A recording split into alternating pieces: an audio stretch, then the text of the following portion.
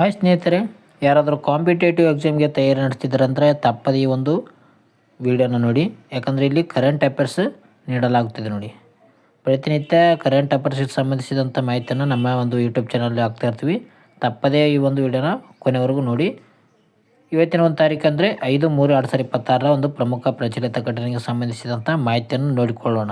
Okay, ಹಾಗಾದರೆ ಬನ್ನಿ ಸ್ನೇಹಿತರೆ, ಶುರು ಮಾಡೋಣ. ಪ್ರಶ್ನೆ ಇದೆ ನೋಡಿ. ಮೊದಲನೇದಾಗಿ ಹಂಗೆ, ಉದ್ದೇಶಿತ ಹೈಟೆಕ್ ರೇಷ್ಮೆ ಗೂಡು ಮಾರುಕಟ್ಟೆಯನ್ನು ಎಲ್ಲಿ ಸ್ಥಾಪಿಸಲು ಉದ್ದೇಶಿಸಲಾಗಿದೆ ಅಂತ ಕೇಳಲಾಗಿದೆ ನೋಡಿ. ಹೈಟೆಕ್ ರೇಷ್ಮೆ ಗೂಡು, ಹೈಟೆಕ್ ಸಿಲ್ಕ್ ಕಾಕಾನ್ ಮಾರ್ಕೆಟ್ ಅಂತ ಹೇಳ್ತೀವಿ. ಇದನ್ನು ಯಾವ ಒಂದು ಸ್ಥಳದಲ್ಲಿ ಸ್ಥಾಪನೆ ಮಾಡಲು ಉದ್ದೇಶಿಸಲಾಗಿದೆ ಅಂತ ಕೊಟ್ಟಿದ್ದಾರೆ. ಸರಿಯಾದ ಉತ್ತರ ನೋಡಿ ಆಪ್ಷನ್ಸ್ ಬಿ, ಮೈಸೂರು. ಮೈಸೂರು ಒಂದು ಜಿಲ್ಲೆಯಲ್ಲಿ ಏನಪ್ಪ ಅಂತಂದರೆ ಹೈಟೆಕ್ ಈ ಒಂದು ರೇಷ್ಮೆ ಗೂಡು ಮಾರುಕಟ್ಟೆಯನ್ನು ಸ್ಥಾಪಿಸಲು ಉದ್ದೇಶಿಸಲಾಗಿದೆ. ಇದಕ್ಕೆ ಸಂಬಂಧಿಸಿದಂಥ ಮಾಹಿತಿ ನೋಡೋದಾದರೆ, ರೇಷ್ಮೆ ಕೃಷಿಯನ್ನು ಆಧುನೀಕರಣಗೊಳಿಸುವ ಪ್ರಮುಖ ಹೆಜ್ಜೆಯಾಗಿದೆ ಅಂತಲೇ ಹೇಳ್ಬೋದು. ಪಾರದರ್ಶಕ ಮತ್ತು ಮುಕ್ತ ಹರಾಜು ಪ್ರಕ್ರಿಯೆಗೆ ಅನುಕೂಲವಾಗುತ್ತದೆ. ಈ ಒಂದು ಹೈಟೆಕ್ ರೇಷ್ಮೆ ಒಂದು ಗೂಡು ಕಟ್ಟುವ ಇದು ಮಾಡಿದರೆ ಪಾರದರ್ಶಕತೆ ಮತ್ತು ಮುಕ್ತ ಹರಾಜಿಗೆ ಪ್ರಕ್ರಿಯೆಗೆ ಅನುಕೂಲ ಆಗುತ್ತದೆ ಅಂತಲೇ ಹೇಳ್ಬೋದು. ಟ್ರಾನ್ಸ್ಪೋರ್ಟ್ ಓಪನ್ ಆಕ್ಷನ್ ಅಂತ ಹೇಳ್ತೀವಿ. ಆಕ್ಷನ್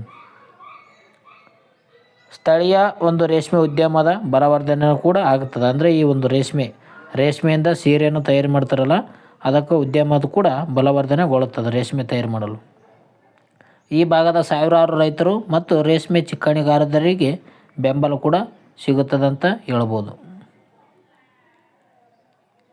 ಈಗ ಇದಕ್ಕೆ ಸಂಬಂಧಿಸಿದಂಥ ಸ್ಟ್ರಾಟಜಿಕಲಿ ರೇಷ್ಮೆ ಉತ್ಪಾದನೆ ಬಗ್ಗೆ ಇದೆ ನೋಡಿ. ರೇಷ್ಮೆ ಉತ್ಪಾದನೆ ಬಗ್ಗೆ ಅಧ್ಯಯನ ಮಾಡೋದನ್ನು ಏನಂತಾರೆ? ಸಿರಿಕಲ್ಚರ್ ಅಂತ ಕರೆಯುತ್ತಾರೆ. ರೇಷ್ಮೆ ಒಂದು ಬಟ್ಟೆಯ ಬಗ್ಗೆ ಅಧ್ಯಯನ ಮಾಡೋದಕ್ಕೆ ಏನಂತಾರೆ? ಉತ್ಪಾದನೆ ಬಗ್ಗೆ ಅಧ್ಯಯನ ಸಿರಿಕಲ್ಚರ್ ಅಂತ ಕರೆಯುತ್ತಾರೆ ನೋಡಿ. ರೇಷ್ಮೆ ಹುಳುಗಳನ್ನು ಸಾಕಿ ಗಳಿಸಿದ ಅವುಗಳಿಂದ ರೇಷ್ಮೆ ನೂಲನ್ನು ಉತ್ಪಾದಿಸುವ ಪ್ರಕ್ರಿಯೆಯನ್ನು ನಾವು ರೇಷ್ಮೆ ಉತ್ಪಾದನೆ ಅಂತ ಕರಿತೇವೆ. ಇದಕ್ಕೆ ಸಿರಿಕಲ್ಚರ್ ಅಂತ ಕರೀತಾರೆ ನೋಡ್ರಿ. ರೇಷ್ಮೆ ಒಂದು ಗೂಡಿನ ಬಗ್ಗೆ ಅಧ್ಯಯನವನ್ನು ಸಿರಿಕಲ್ಚರ್ ಅಂತ ಕರೆಯುತ್ತಾರೆ.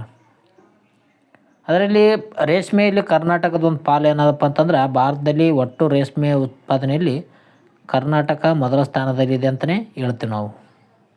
ಕರ್ನಾಟಕ ಮುಂದೆ ಇದೆ ನೋಡಿ ಒಂದು ರೇಷ್ಮೆ ಉತ್ಪಾದನೆಯಲ್ಲಿ. ಅದೇ ರೀತಿಯಾಗಿ ಮೈಸೂರು ರೇಷ್ಮೆ ಇದು ಕೂಡ ಪ್ರಸಿದ್ಧಿಯನ್ನು ಪಡೆದುಕೊಂಡದು.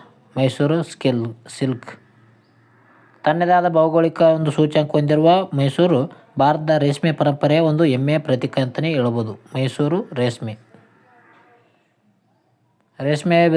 ಬಗ್ಗೆ ಅಧ್ಯಯನ ಸಿರಿಕಲ್ಚರ್ ನೋಡಿ. ಇದು ಇಂಪಾರ್ಟೆಂಟ್ ನೋಡಿ. ರೇಷ್ಮೆ ಒಂದು ಹುಳುಗಳಿಗೆ ಹಿಪ್ಪು ನೇರಳೆಯನ್ನು ಬಳಸ್ತಾರೆ ನೋಡಿ. ಹೆಚ್ಚು ನಮ್ಮ ಕರ್ನಾಟಕದಲ್ಲಿ ಹಿಪ್ಪು ನೇರಳೆ ಬಳಸ್ತಾರೆ. ಓಕೆ, ಹಿಪ್ಪು ನೇರಳೆ ರೇಷ್ಮೆ.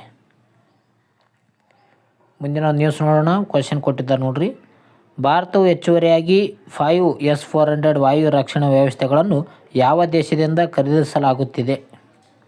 S-400 ಅಂತ ಹೇಳ್ತೀವಿ ನೋಡಿ. S-400 ಇನ್ನೂ ಹೆಚ್ಚಾಗಿ ಎಷ್ಟಂದರೆ 5 S-400 ಖರೀದಿ ಮಾಡಲು ಭಾರತ ಉದ್ದೇಶಿಸಿದೆ. ಈ S-400 ಯಾವ ದೇಶದಿಂದ ಖರೀದಿ ಮಾಡ್ತಿದೆ ಅಂತ ಕೊಟ್ಟಿದ್ದಾರೆ ಪ್ರಶ್ನೆ. ಇದಕ್ಕೆ ಸರಿಯಾದ ಉತ್ತರ ಆಪ್ಷನ್ ಸಿ ನೋಡಿ, ರಷ್ಯಾ ದೇಶದಿಂದ. S-400 ಭಾರತ ದೇಶ ಖರೀದಿ ಮಾಡ್ತದೆ. ಇದು ನ್ಯೂಸಲ್ಲಿ ಬಂದಿತ್ತು ನೋಡ್ರಿ.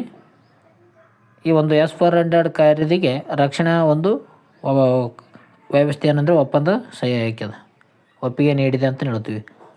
ರಕ್ಷಣಾ ಒಂದು ಖರೀದಿ ಮಂಡಳಿ ಏನಂದರೆ ಭಾರತೀಯ ವಾಯುಪಡೆಯ ಪ್ರಸ್ತಾವನೆಗೆ ಒಪ್ಪಿಗೆ ನೀಡಿದೆ. ವಾಯುಪಡೆ ಏನು ಮಾಡಿದೆ ಅಂದರೆ ಈ ಒಂದು S-400 ಖರೀದಿ ಮಾಡೋಂಥ ರಕ್ಷಣಾ ಪಡೆಗೆ ಹೇಳಿತ್ತು. ಅದಕ್ಕಾಗಿ ಒಂದು ವಾಯುಪಡೆ ಪ್ರಸ್ತಾವನೆಯನ್ನು ಒಪ್ಪಿಕೊಂಡಿದೆ ರಕ್ಷಣಾ ಖರೀದಿ ಮಂಡಳಿ.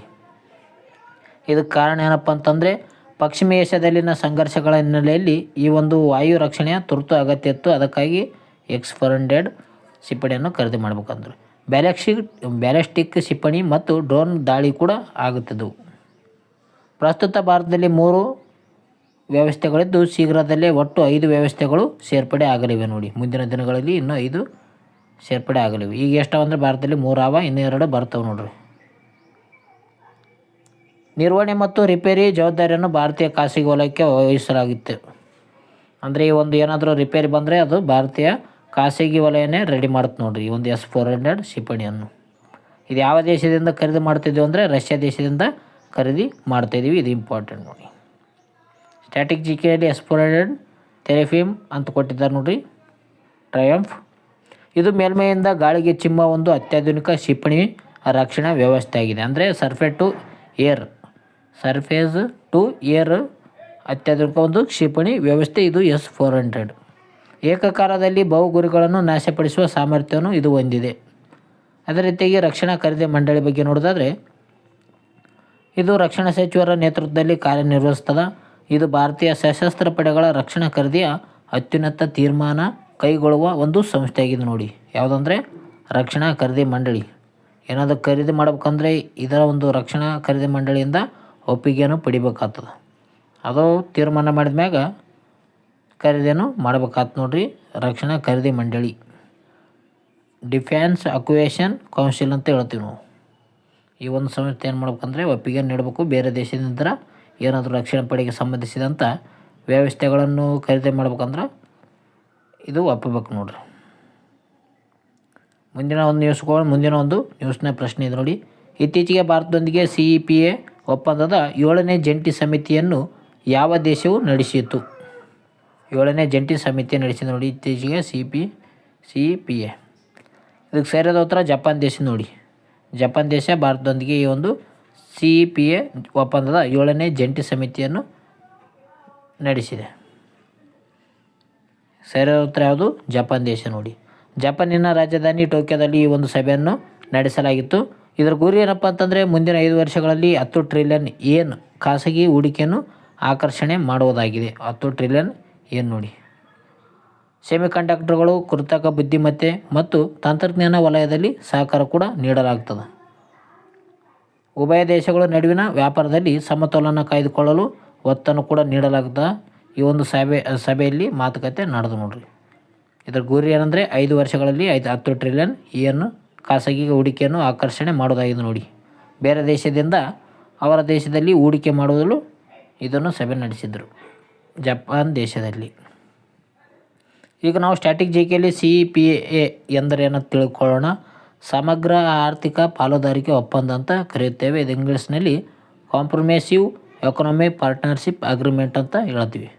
ಇದು 2 ದೇಶಗಳ ನಡುವಿನ ಮುಕ್ತ ವ್ಯಾಪಾರ ಮತ್ತು ಆರ್ಥಿಕ ಸಹಕಾರದ ಒಪ್ಪಂದವಾಗಿದೆ ಅಂತಲೇ ಹೇಳಬಹುದು, ಭಾರತ ಮತ್ತು ಜಪಾನ್ ದೇಶದ ನಡುವೆ. ಈಗ ಜಪಾನ್ ದೇಶದ ಬಗ್ಗೆ ಮಾಹಿತಿಯನ್ನು ತಿಳಿದುಕೊಳ್ಳೋಣ. ಜಪಾನ್ ದೇಶದ ಒಂದು ರಾಜಧಾನಿ ಯಾವುದಂದರೆ ಟೋಕಿಯೋ ಆಗಿದೆ ನೋಡಿ. ಅದೇ ರೀತಿಯಾಗಿ ಜಪಾನ್ ದೇಶದ ಕರೆನ್ಸಿ ಏನಾಗಿದೆ? ಜಪಾನ್ ದೇಶದ ಒಂದು ಸಂಸತ್ತಿನ ಹೆಸರು ಡಯಟ್ ಅಂತ ಕರೆಯುತ್ತಾರೆ. ಭಾರತ ದೇಶದಲ್ಲಿ ಪಾರ್ಲಿಮೆಂಟ್ ಎಂದು ಕರೆದರೆ ಜಪಾನ್ ದೇಶದಲ್ಲಿ ಡಯಟ್ ಎಂದು ಕರೆಯುತ್ತಾರೆ. ಸಂಸತ್ತನ್ನು ಡಯಟ್ ಎಂದು ಕರೀತಾರೆ ನೋಡಿ. ಇದು ಕೂಡ ಕೇಳಿದ್ದಾರೆ, ಪ್ರಶ್ನೆ ಕೇಳಬಹುದು ಮತ್ತು ಮುಂದಿನ ಒಂದು ನ್ಯೂಸ್ ಹೋಗೋಣ. ಮುಂದಿನ ಒಂದು ಪ್ರಶ್ನೆ, ಭಾರತೀಯ ಕರಾವಳಿ ಕಾವಲು ಪಡೆಯ 6 ALH Mk3 ಹೆಲಿಕಾಪ್ಟರ್ಗಳನ್ನು ಒದಗಿಸಲು ಯಾವ ಸಂಸ್ಥೆಯೊಂದಿಗೆ ಒಪ್ಪಂದ ಮಾಡಿಕೊಳ್ಳಲಾಗಿದೆ ಅಂತ ಕೊಟ್ಟಿದ್ದಾರೆ ನೋಡ್ರಿ. ಇದಕ್ಕೆ ಸರಿಯಾದ ಉತ್ತರ ಆಪ್ಷನ್ C ನೋಡಿ, HAL ಹಿಂದೂಸ್ತಾನಿ ಏರೋನಾಟಿಕಲ್ ಲಿಮಿಟೆಡ್ ಅಂತ ಹೇಳ್ತೀವಿ. ಇದ್ರ ಬಗ್ಗೆ ನೋಡೋದಾದರೆ HAL ಸರಿಯಾದ ಉತ್ತರ. ಹಿಂದೂಸ್ತಾನ್ ಏರೋನಾಟಿಕ್ಸ್ ಲಿಮಿಟೆಡ್ ಅಂತ ಕರೆಯುತ್ತೇವೆ. ಇದರ ಜೊತೆ ಒಪ್ಪಂದ ಮಾಡಿಕೊಳ್ಳಲಾಗಿದೆ ನೋಡ್ರಿ. ರಕ್ಷಣಾ ಸಚಿವಾಲಯದಿಂದ ಒಟ್ಟು 5,083 ಕೋಟಿ ಮೊತ್ತದ ಒಪ್ಪಂದವಾಗಿದೆ. ಇದರಲ್ಲಿ ರಷ್ಯಾದಿಂದ VL ಒಂದು ಸ್ಯಾಟೆಲ್ ಕ್ಷಿಪಣಿಗಳು ಖರೀದಿಸಿಯೂ ಸೇರಿದೆ. ರಷ್ಯಾದಿಂದ ಈ ಒಂದು ಕ್ಷಿಪಣಿಗಳು ಕೂಡ ಇದೆ ನೋಡ್ರಿ. ಮೇಕ್ ಇನ್ ಇಂಡಿಯಾ ಮತ್ತು ಆತ್ಮನಿರ್ಭರ್ ಭಾರತ್ ಅಭಿಯಾನದ ದೊಡ್ಡ ಬಲ ಅಂತಲೇ ಹೇಳ್ಬೋದು. ಈ ಯೋಜನೆಯಿಂದ 65 ಲಕ್ಷ ಮಾನವ ಮತ್ತು ಗಂಟೆಗಳ ಉದ್ಯೋಗ ಸೃಷ್ಟಿ ಆಗ್ತದೆ. 65 ಲಕ್ಷಕ್ಕಿಂತ ಹೆಚ್ಚು ಜನ ಏನಪ್ಪ ಅಂತಂದರೆ ಉದ್ಯೋಗ ಸೃಷ್ಟಿಯನ್ನು ಮಾಡಿಕೊಡುತ್ತೆ ನೋಡ್ರಿ ಈ ಒಂದು ಯೋಜನೆಯಿಂದ. 200ಕ್ಕೂ ಹೆಚ್ಚು ಅತಿ ಸಣ್ಣ ಮತ್ತು ಮಧ್ಯಮ ಗಾತ್ರದ ಉದ್ಯಮಿಗಳ ಭಾಗಿತ್ವ ಕೂಡ ಇದರಲ್ಲಿ ಇರುತ್ತದೆ. MSMEಗಳು ಇದರಲ್ಲಿ ಕೂಡ ಭಾಗವಹಿಸ್ತಾರೆ ನೋಡ್ರಿ. ಈ ಒಂದು ಖರೀದಿಯಲ್ಲಿ ಅಂದರೆ ಕೆಲಸದಲ್ಲಿ ತೊಡಗ್ತಾರೆ. ಸ್ಟ್ರಾಟಜಿಕಲ್ಲಿ HAL ಬಗ್ಗೆ ಕೊಟ್ಟಿದ್ದಾರೆ. HAL ಅಂದರೆ ಹಿಂದೂಸ್ತಾನ್ ಏರೋನಾಟಿಕಲ್ಸ್ ಲಿಮಿಟೆಡ್ ಅಂತ ಕರೆಯುತ್ತಾರೆ. ಭಾರತ ಪ್ರಮುಖ ಏರೋಸ್ಪೇಸ್ ಮತ್ತು ರಕ್ಷಣಾ ಕಂಪನಿ ಆಗಿದೆ. ಇದರದ್ದು ಕೇಂದ್ರ ಕಚೇರಿಯಲ್ಲಿ ಕಂಡು ಬರ್ತಂದರೆ ಬೆಂಗಳೂರಿನಲ್ಲಿ ಇದರ ಒಂದು ಕೇಂದ್ರ ಕಚೇರಿ ಕಂಡು ಬರ್ತದೆ. ಅದೇ ರೀತಿಯಾಗಿ ಭಾರತೀಯ ಕರಾವಳಿ ಕಾವಲು ಪಡೆ ಅಂದರೆ ಇಂಡಿಯನ್ ಕೋಸ್ಟ್ ಗಾರ್ಡ್ ಅಂತ ಹೇಳ್ತೀವಿ ನಾವು. ಇದು ಭಾರತದ ಕಡಲು ವಲಯಗಳು, ಕೃತಕ ದ್ವೀಪಗಳು ಮತ್ತು ಕಡಲಾಚೆಯ ಸ್ಥಾಪನೆಗಳ ಒಂದು ರಕ್ಷಣೆಯನ್ನು ಮಾಡುತ್ತದೆ. ಕರಾವಳಿ ಕಾವಲು ಪಡೆ ಸಮುದ್ರದ ಪರಿಸರ ಸಂರಕ್ಷಣೆ ಮತ್ತು ಮೀನುಗಾರರ ರಕ್ಷಣೆ ಇದರ ಪ್ರಮುಖ ಜವಾಬ್ದಾರಿಯನ್ನು ಹೊಂದಿರುತ್ತದೆ. ಮೀನುಗಾರರಿಗೆ ಯಾರು ರಕ್ಷಣೆ ನೀಡ್ತಾರೆ ಅಂದರೆ ಕರಾವಳಿ ಪಡೆ, ಕಾವಲು ಪಡೆಯವರು, ಇಂಡಿಯನ್ ಕೋಸ್ಟಲ್ ಗಾರ್ಡ್ ಅವರು ನೀಡ್ತಾರೆ ನೋಡ್ರಿ. ಮೀನುಗಾರರು ಮತ್ತು ರಕ್ಷಣಾ ಪರಿಸರ ಸಂರಕ್ಷಣೆಗೆ ಇವರು ರಕ್ಷಣೆ ನೀಡ್ತಾರೆ. ಕೊನೆಯದಾಗಿ ಪ್ರಮುಖವಾಗಿ ಆನ್ಲೈನರ್ಸ್ ಇರ್ತವೆ ನೋಡಿ. ಬೆಸ್ಕಾಮ್ಗೆ 51ನೇ ಸ್ಥಾನ. ದೇಶದ 54 ವಿದ್ಯುತ್ ವಿತರಣಾ ಕಂಪನಿಗಳ ಶ್ರೇಯಾಂಕದಲ್ಲಿ ಕರ್ನಾಟಕದ ಬೆಸ್ಕಾಮ್ಗೆ 51ನೇ ಸ್ಥಾನ ಪಡೆದುಕೊಂಡದ. 54 ವಿದ್ಯುತ್ ವಿತರಣಾ ಕಂಪನಿಯಲ್ಲಿ ಭಾರತದ ಒಂದು ಕರ್ನಾಟಕದ ಬೆಸ್ಕಾಮ್ ಅಂದರೆ 51ನೇ ಸ್ಥಾನ ಪಡೆದುಕೊಂಡದ್ದು ನೋಡ್ರಿ. ಅದೇ ರೀತಿಯಾಗಿ ಸಖಿ ಮಹಿಳಾ ಪ್ರಯಾಣಿಕರು ಮತ್ತು ಚಾಲಕರಿಗೆ ಸುರಕ್ಷಿತ ಸಾರಿಗೆ ಒದಗಿಸಲು ಆರಂಭವಾದ ಮಹಿಳಾ ಮೀಸಲು ಆಟೋ ಸೇವೆಯನ್ನು ಸಖಿ ಎಂದು ಕರೆಯುತ್ತಾರೆ ನೋಡ್ರಿ. ಮಹಿಳಾ ಮೀಸಲು ಆಟೋ ಸೇವೆಯನ್ನು ಸಖಿ ಅಂತ ಇಟ್ಟಿದ್ದಾರೆ ಇದಕ್ಕೆ ಹೆಸರು. ನಕಲಿ ಸುದ್ದಿ ಪತ್ತೆ ಕೂಡ ನಡೆದಿದೆ. ಸಾಮಾಜಿಕ ಜಾಲತಾಣದಲ್ಲಿನ ನಕಲಿ ಸುದ್ದಿಗಳನ್ನು ಪತ್ತೆ ಹಚ್ಚಲು ಕರ್ನಾಟಕ ಸರ್ಕಾರವು ಕೃತಕ ಬುದ್ಧಿಮತ್ತೆ ಆಧಾರಿತ ಸಾಫ್ಟ್ವೇರ್ಗೆ ಅನುಮೋದನೆ ನೀಡಿದೆ. ಎಐಗೆ ಆಧಾರಿತ ಸಾಫ್ಟ್ವೇರ್ಗೆ ಏನು ಮಾಡಿದೆ ಅಂದರೆ ಕರ್ನಾಟಕ ಸರ್ಕಾರ ಅನುಮೋದನೆ ನೀಡಿದೆ ನೋಡ್ರಿ. ಯಾಕಪ್ಪ ಅಂತಂದರೆ ಜಾಲತಾಣಗಳಲ್ಲಿ ನಕಲಿ ಸುದ್ದಿ ಹಬ್ಬಿಸ್ತಿರ್ತಾರೆ, ಅದನ್ನು ಪತ್ತೆ ಹಚ್ಚೋ ಸಲುವಾಗಿ ಇದನ್ನು ಮಾಡಿದ್ದಾರೆ. ಸೇವಾ ವಲಯದಲ್ಲಿ PMI ಫೆಬ್ರವರಿಯಲ್ಲಿ ಭಾರತ ಸೇವಾ ವಲಯ PMI 58.1ಕ್ಕೆ ಏರಿಕೆಯಾಗಿದೆ.